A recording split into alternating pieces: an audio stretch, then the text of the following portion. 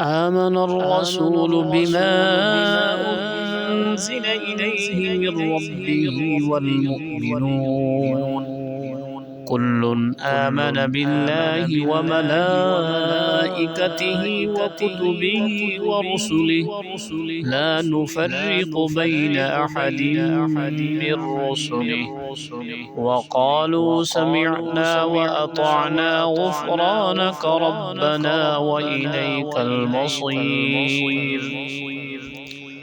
لا يكلف الله نفسا إلا وسعها لها ما كسبت وعليها ما اكتسبت ربنا لا تؤاخذنا إن نسينا أو أخطأنا ربنا ولا تحمل علينا إصرا كما حملته على الذين من قبلنا ربنا ولا تحملنا ما لا طاقة لنا به واعف عنا واغفر لنا وارحمنا أنت مولانا